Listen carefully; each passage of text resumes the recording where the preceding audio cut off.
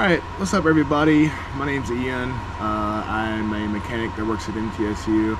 Used to be a flight instructor. I'm currently also an airline pilot for Allegiant. Purpose of today's video, we're going to go over the operation of the 430 and the G3X and our 6s, so 564 through 569. Alright, to get started, we're going to go over the basic operation of the 430, different things that it can do. So when you first turn on the aircraft, you'll be presented with the 430 loading screen. It's not visible right now, but it just basically goes through its pre-flight tests, and it shows all the different databases and such. It's one of the ways you can see if the database is updated on the splash screen when it loads, but I'll show you another way if you miss it. Alright, so when you first turn it on, you're going to get this page. This is the nav page. There are different sections of the nav page, but this is what you're presented with when you turn the aircraft on. So it says acquiring, and it'll say acquiring for the whole video because we're inside and it's never going to get a GPS signal. But essentially what you have is this kind of the same screen that's in the G1000. You have the view of the satellites overhead, and you have all the different satellites that's connected to and its signal strength. As I said before, it's not going to show any because we're inside. So eventually when you're outside, you'll see a bunch of different little bars and all the different satellites that it sees, and it'll stop saying acquiring. This integ will go away. This integ stands for integrity. It means there's a loss of integrity. That just basically means it doesn't have a GPS signal. Terrain not available will also go away because it needs GPS data for terrain. So let's move to some more useful pages. So the big knob, I like to think of it as the category knob. So as I said, this is the nav page. So the big knob will move away from nav. It'll go to waypoint, auxiliary, and nearest. And as you can notice, each time I switch to these different categories, if you will, there's different little sections in there. To change those little sections, use the little knob. So we're on the nav page, which I've selected with the big knob, and we change the little individual pages with the little knob. All of these are in the quote-unquote nav category. So this page basically just gives you a CDI up there. This will tell you the waypoint you're coming from, the waypoint you're going to, and it has different fields that are customizable. DTK, direct track, etc. You can change these fields by hitting menu, change fields, and then just selecting which field you want. So the big knob selects the field you want, the little knob selects what you actually want to change about that field. Now this button is called the FMS knob, this whole assembly. So anytime you want to go backwards out of a menu, think of this as a back button when you click it. Where it says push for cursor, think of it as the back button. So now I'm selected DTK, I also want to back out of this, so I'll click again. Moving over to the next page, this is the map page. So you're probably very familiar with this flying these. You'll usually have it set on the map page. This is very similar to the G1000, it's just a lot lower resolution and a lot smaller. So you'll have your map and your position. You'll have the waypoint data and other different fields that are also user customizable by going to menu and then data fields off if you want to turn it on, menu, data fields on. So you can scroll, hit menu and scroll down and change fields, and you can also change the fields to whatever you want. I want to go back out of here, hit the back button or this push knob on the FMS knob. Big knob to select what you want. All sorts of different options. Set up map. This is probably going to be a favorite for some people. This is how you get track up or north up. I'm a track up person personally. Menu again. Measure distance is just measuring distance between 2 points on the map. It's kind of useful, but with the G3X capability, it's far more useful. This is just if you want to display the ADS-B weather or not. Same, it's the next rad for the ADS-B weather. Restore defaults, just what it sounds like, just goes back to how it was set at the factory. Next page is just, it's purely traffic page. So the only thing you're going to see here is traffic. Move over, this is just next rad, so this is purely the weather. Moving over again, this is purely terrain. This is the page that'll flash up if it thinks you have if it thinks you're encountering terrain too quickly. And then this is going to be whatever waypoint you're leaving from. So it automatically knows you're leaving from Murfreesboro because it's the closest airport. Just gives you different frequencies and such. Next page is much like this first page. It just gives you kind of it's not really a compass, it's a GPS compass based off of your track. Some lat and longs. This is that acquiring page you were talking about before. And this is for VNav. So, I don't know if you ever use VNav, but obviously this doesn't have autopilot, so it's not automatic. But you can set up a altitude that you want to be at a certain point. So click in to get the cursor in there. See how it says cursor? I want the cursor, so I'm clicking in to get that. So let's say I want to be at 1,600 feet, 4 miles,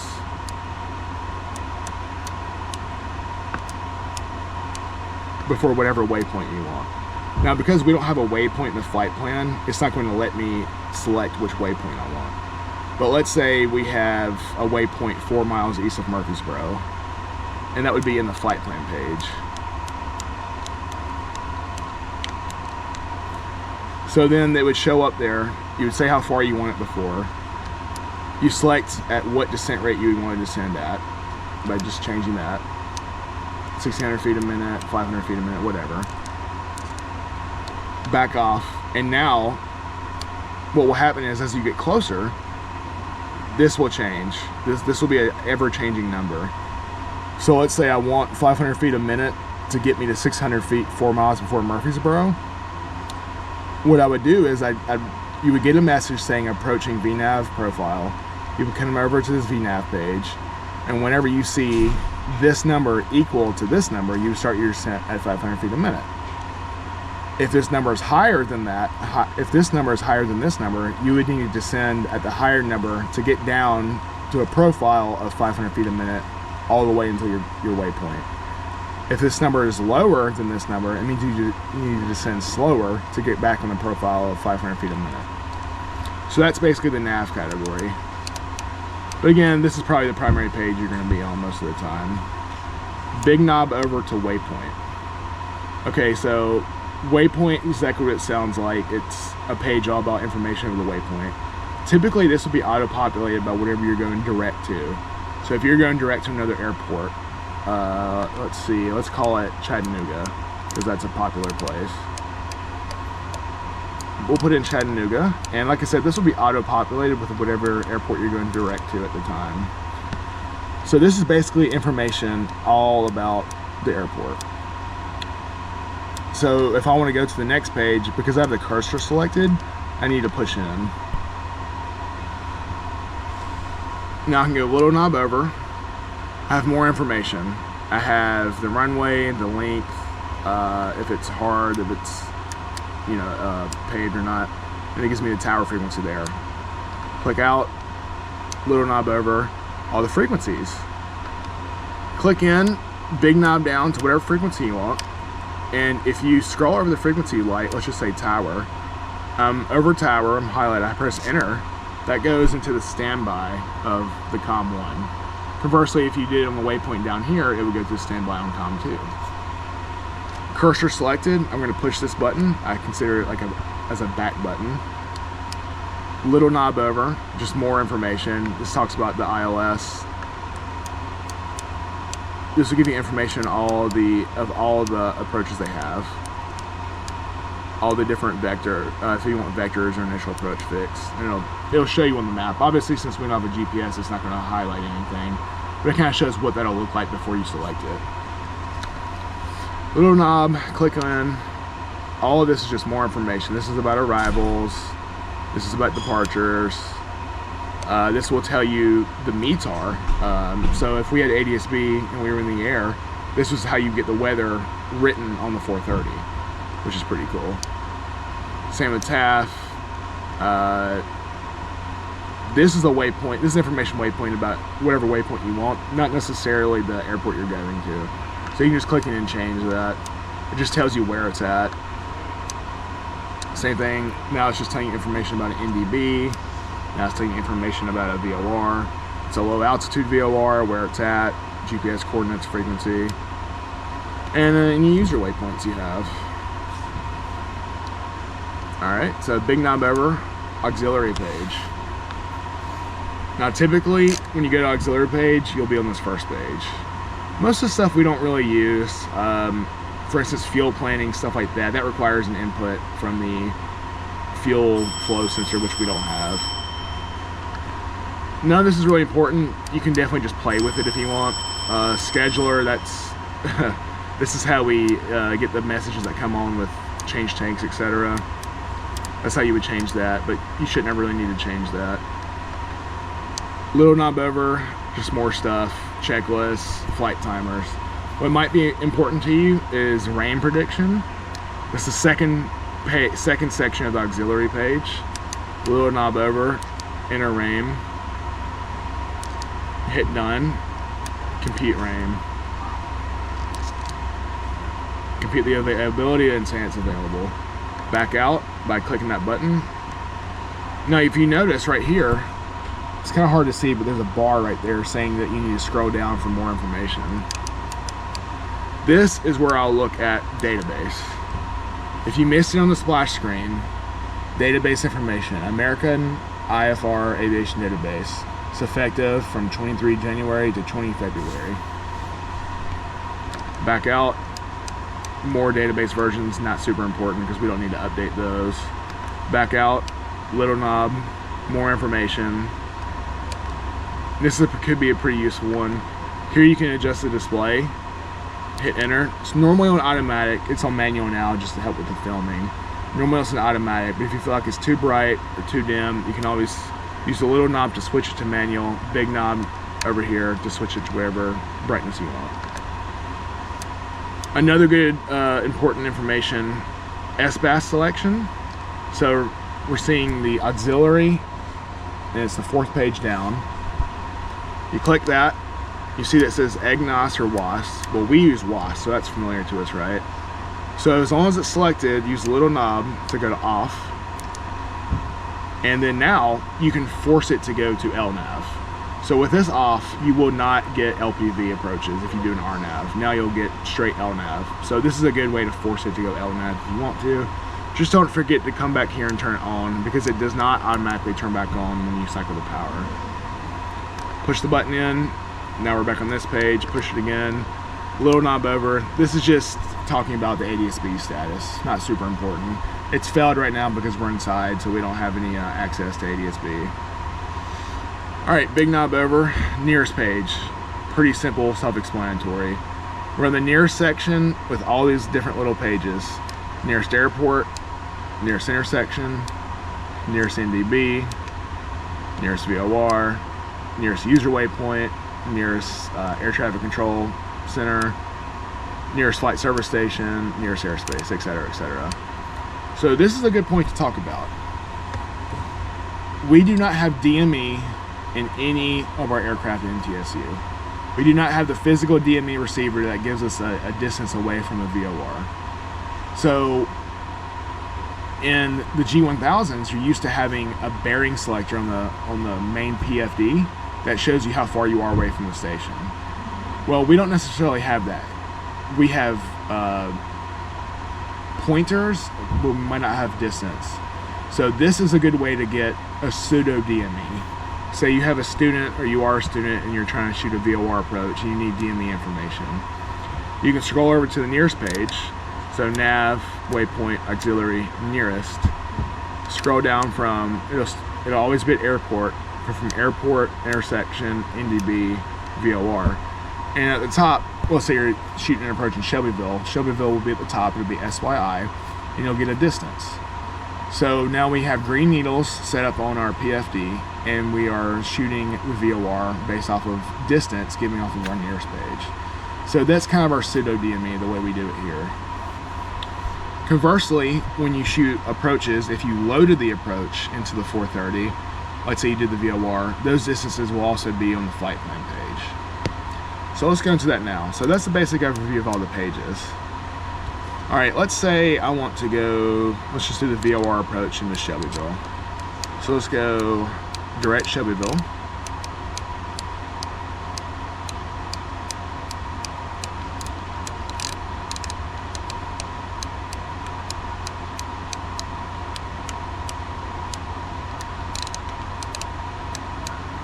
All right, there's Shelbyville. We'll hit enter and enter again to activate. So now we're direct Shelbyville. I know it doesn't show it because we have no GPS.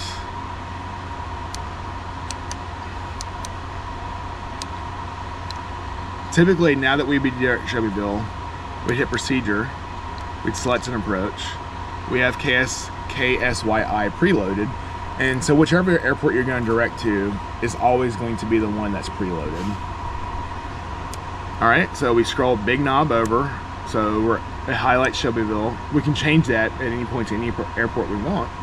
Big knob to the approach, little knob, and let's select VOR DME18. And let's say we want to do it off of Grandma. You can see that there's a purple IA indicating it's an initial approach fix. But you can start it from SYI even though that's not an initial approach fix. Okay, so we're using Grandma. Let's activate it. All right, so this is just a message that gives you, not approved for GPS. GPS guidance is for monitoring only. So this is just a warning to you saying that basically GPS can't be the primary way that you do this approach. That's all stuff your instructor will talk to you about. So just move past that by saying yes. All right, now whenever you load an approach, it immediately goes into the flight plan page. Now when you're flying one of these 6s, 6.4 through 6.9, you're going to be presented with a presentation on the 430, or sorry, on the G3X. It's up to you whether you want to change this page or not. So we were talking about having to use a pseudo DME for the VOR approach. Well, yes, you can do that, but also if you have GPS capability, if you're not, let's say pretending that you have a loss of GPS, then the flight plan page will also give you distances. So I know you're used to seeing on a VOR DME18 Grandma, to identify Grandma, that's 5 miles DME on a certain radial, right? That's how you identify Grandma. But if you're using GPS, Grandma will always be on the flight plan page and it'll tell you your distance from Grandma. So again, talking about shooting these VOR approaches, however your instructor you want to do it, but at some point you're going to have to go to green needles. The way you do that is a CDI key, okay? So you click that, sometimes it's hard, and it goes to VLOC. VLOC stands for VOR localizer. All that's doing is telling the G3X that it wants to change its HSI from magenta to green needles. You change the course of those green needles on the G3X itself, right? So anyway, we're in VLOC, we're shooting the approach. We have different distances from the waypoints. Or conversely, if you want to use the pseudo DME, you need to get off a flight plan page. You can't get out of here by spinning or hitting back or anything. You have to hit the flight plan page. And sometimes it's a bear to hit. This one seems to not work very well. So to get out of here, you can always just press and hold clear. And that brings you back to the nav page. That's where it says default nav, you just click and hold. Now you're back into the menus. Go to nearest VOR. Now you have the DME information for Shelbyville. Alright, so it seems like this flight plan button is not working, but these should crosstalk. So if I go to flight plan here, it's also loaded in the bottom 430. So I've got nearest up here, I've got the flight plan here. Okay, cool. As we know, Shelbyville VOR, it doesn't have a hold, it just has a procedure turn. So let's go to procedure, select approach. Let's go to RNAV Yankee, and we'll go from whatever, Cooksey. So if we activate that, it automatically assumes that we have to do the course reversal. Now this is different based on where you're at in the air, okay? So we're shooting the RNAV 36. If we were coming from the south, as you know, when you go direct to a fix, you do not need to shoot the procedure turn, right? You do not need to do the hold, okay? What the 430 does is when you load it, but you're, say, south of Cooksey, but you're going north, it's going to ask you, do you want to do the procedure turn? I can't get that to generate on the ground because we don't have a GPS source. It's going to ask you, do you want to do the procedure turn? Yes or no? That's up to you. Do you want to do it for practice? Did ATC tell you to do it, etc.? But if you say no, This hold will not be in the flight plan, and you cannot do it unless you reload the approach from scratch and then say yes to that question. But if it thinks that you have to do a procedure turn just to get turned around, let's say you're coming from the north and you want to shoot the RNAV 36, it will not ask you, it will automatically put the hold in there, okay?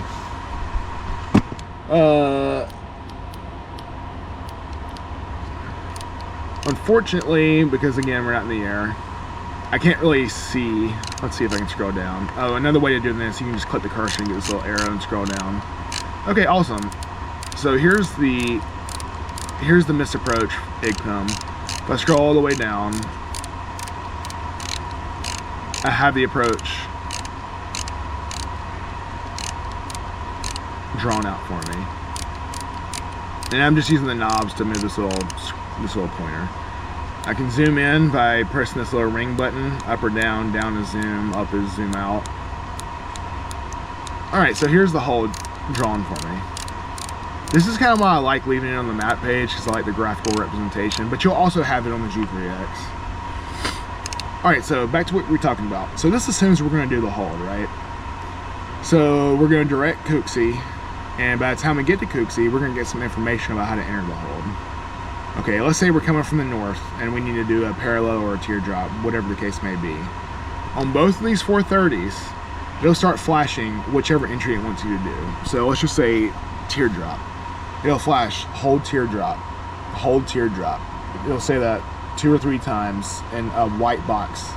And then after it says hold teardrop, it's going to give you a heading to turn to. It'll say turn to heading, I don't know, 246 in 10 seconds. And it'll count down 10, 9, 8, 7, 6, 5, etc.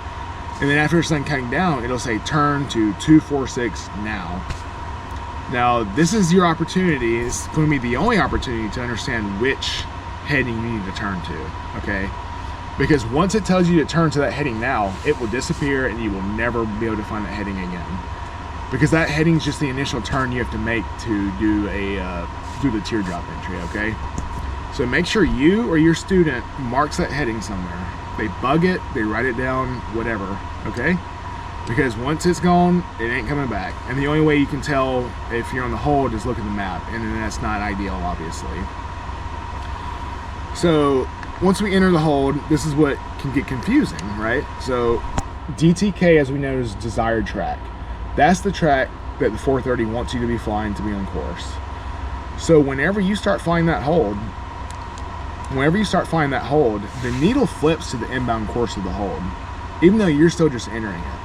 So you would say, okay, can I go to desired track to determine what heading I need to be? Well, you can't, because the desired track is the inbound course of the hold.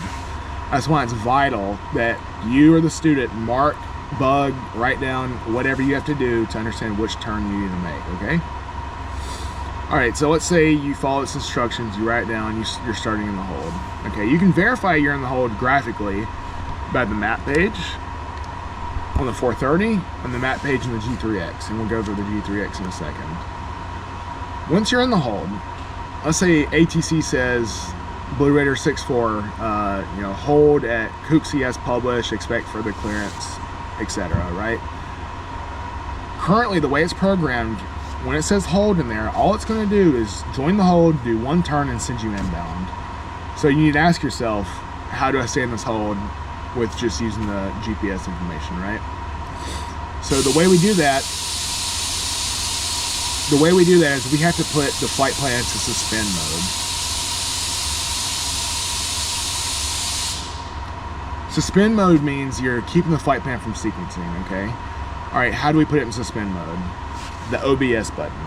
All right, you know OBS stands for Omni Bearing Selector, okay? But during approach mode, it serves a different purpose. It clicks it, it puts it into suspend mode, and all that means is you're suspending the flight plan from sequencing. Okay, so let's say we're in the hold. It's only going to work in 2 times. The first time is in the hold.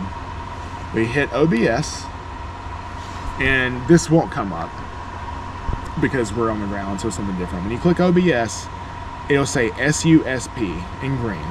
SUSP means suspend. All it is telling you is the flight plan is not going to sequence. It'll stay in the hold forever and ever and ever. until you tell it to continue. So the way you tell it to continue is you have to make SUSP disappear.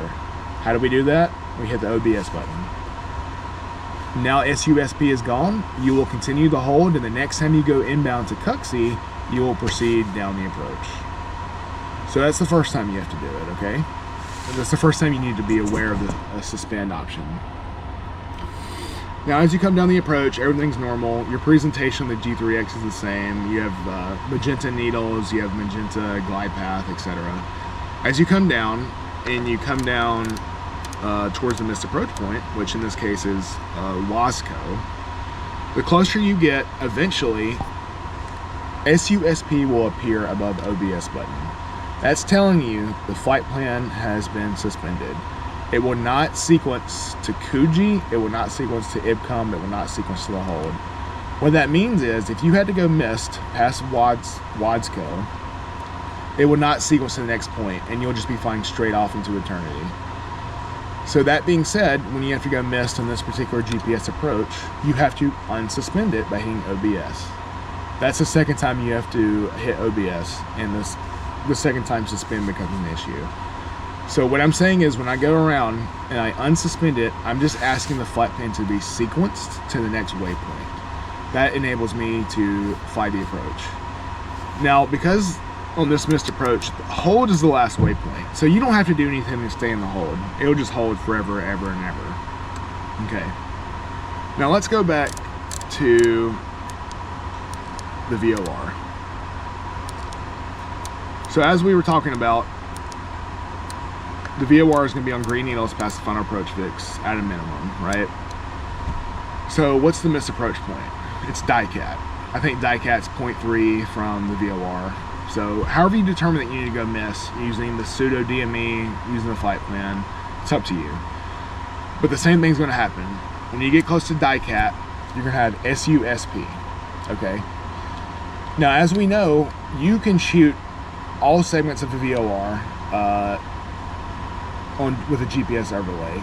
If you're shooting the final approach fix inbound to the miss approach with green needles, so VLOC, you're going to have some extra steps to go missed if you want to use GPS to go missed.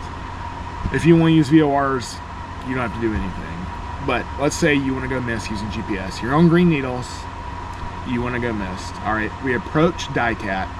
SUSP becomes SUSP shows up again, right? So I want to go missed, I want to sequence the flight plan, I want to go back to purple needles. How do I do that? It's a two-step process to go missed with the 430. So the first thing I'm going to do is I'm going to unsuspend it by hitting OBS, and I'm going to change to GPS. It's a two-step process every time. I need to unsuspend the flight plan, I need to fly GPS to get my magenta needles again, okay? And then you just fly as normal. Some notes to think about. A lot of approaches, and I think specifically if I'm thinking VOR DME 18 to Shelbyville, I think you have to fly straight ahead 2,000 feet before you make your right turn. The 430 doesn't know when to start that turn for you, okay?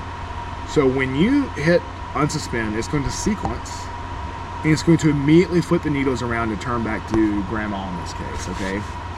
Your priority is still to fly the missed approach as published on the chart. So your student, you, whatever, you need to continue the heading you were on, that you were on the approach. So whatever that inbound course is into Shelbyville for the VOR DME 18, you need to keep that heading until you hit 2,000 feet, then you can turn whichever way you need to join that course. But it might be a little confusing, so do not blindly follow the CDI, the HSI rather, because you still have to follow that, fly the altitude constraint. Okay. Some other approaches, I think the one in Crossville, when you go missed and you hit suspend, and once you turn right immediately, well, you still have to climb to 3,200 feet. So what's going to end up happening is your needles are going to be so far offset, and you're not really going direct anymore. So when you go around and you unsuspend it, it's going to sequence to the next waypoint. You still have to fly an altitude. So whenever you're ready to make that right turn, you just scroll down on the flight plan page, or it could be the next waypoint, we'll talk about that in a second, If you're on the flight plan page, you scroll to the next waypoint that you have to turn to. So in this instance, it's Grandma. You just hit direct. Enter, enter. Go back to the flight plan page. Obviously this one doesn't work. So if I go direct Grandma, it's not showing it because again we're on the ground, but you go direct Grandma, it'll take you directly there, it'll straighten your needles up, and it'll still enter you in the hold, okay? Conversely, if you were on the flight plan page, and you're on this page, typically when you unsuspend the flight plan, your next waypoint will be the waypoint you're supposed to turn to. If that's selected up there, you can just go direct, enter, enter. And we'll show you some B-roll from other clips to see how that works in actual flight. Let's see, I think that's all I can really think about with the 430 to show you guys. One thing of note, all right, let's show you this. Procedure, select approach. I'm going to change it to Smyrna because they have an ILS.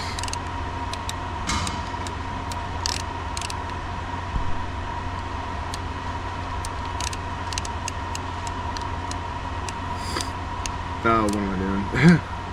Sorry, MQY.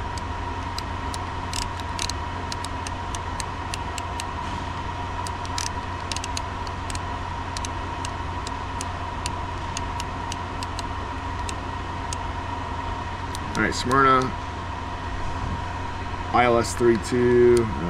So ILS 32 is what I want. Let's say JOPIV. And activate. GPS guidance for monitoring only.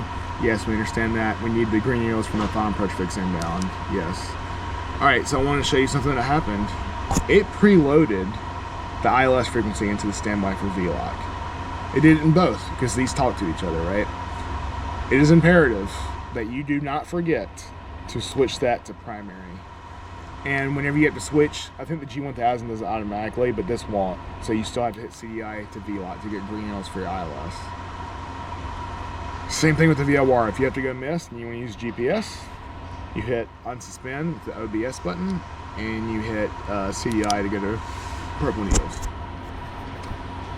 Let's see, one more thing that we can talk about.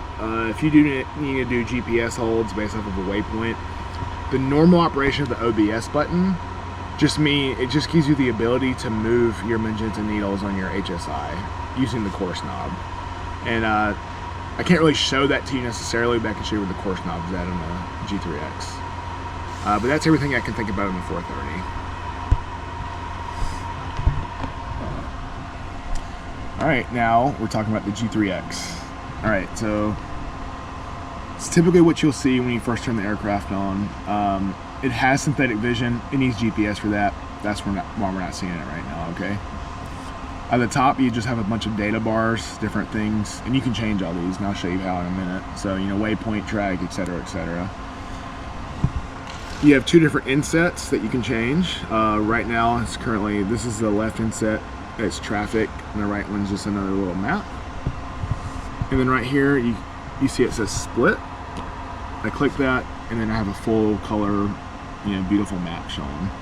You can move it around, it's touchscreen, move in and out, pinch zoom, etc. So let's talk about just PFD mode only right now. You can touch anything to make it work. Touch altitude, type in altitude. Let's see, touch heading, change heading, etc., etc., right? There's also knobs that kind of always have certain things. So this one always has Barrow on it as long as you're in the PFD, so you can do it by a knob. The G5 over here also changes with the G3X because they're connected. You have heading, which is a little knob, altitude, which is big knob. Okay. All right, let's say I want to change different things about the way it looks, okay?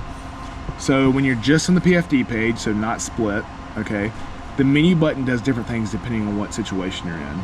So if I'm just PFD, I click menu, I have PFD options, okay?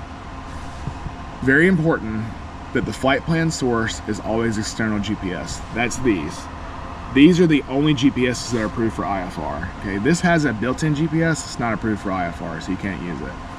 You can switch which one it's using. Doesn't matter, one or two. If one's broken, obviously you'd want to switch to the other. Now you can change that to internal, but the only thing it's going to let you do is go direct to an airport. You can't do procedures. So it's going to be pretty self-explanatory that when you try to load a procedure, it won't work. You can't load, I wouldn't load anything navigation-wise on the G3X. Always use the 430. So back to external.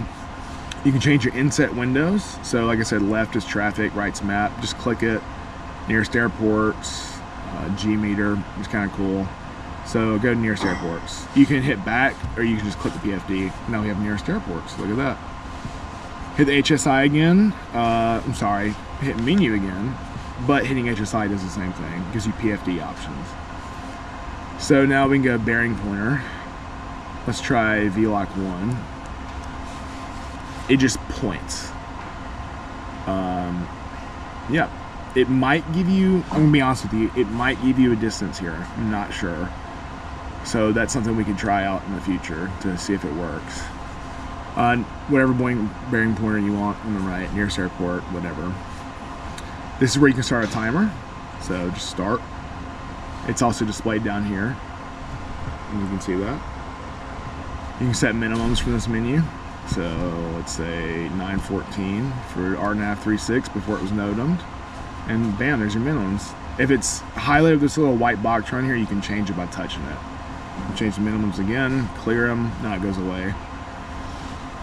Hit the HSI again, go to more options. PFD presentation. Do I want tapes or do I want round gauges? Oh, look at that. Do I want the attitude to be just a gauge or full screen? It's all up to you. You can show.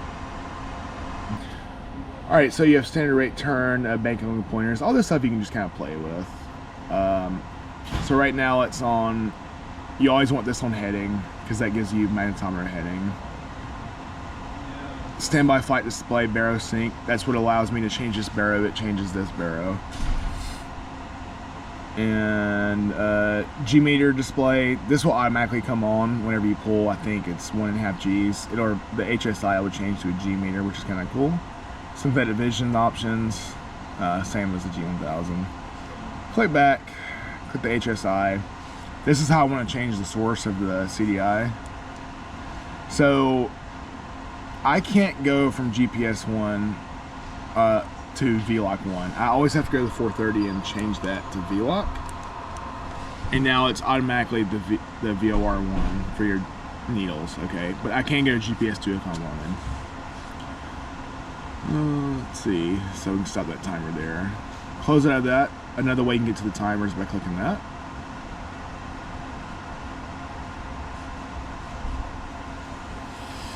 Alright, so that's basically the kind of the PFD setup. Here's the map we talked about. No more options. So now when you click menu, you get different options. So you get VFR, IFR, terrain, top by shading, weather, whether you want it or not. Animate just makes it move, traffic, etc. Setup map, this is where you go to track up or north up. Compass arc, just different kind of things you want on the map. Again, you can just kind of play with this. So menu again, this is all just map options. If you hit menu a second time, that's PFD or map, you get different options.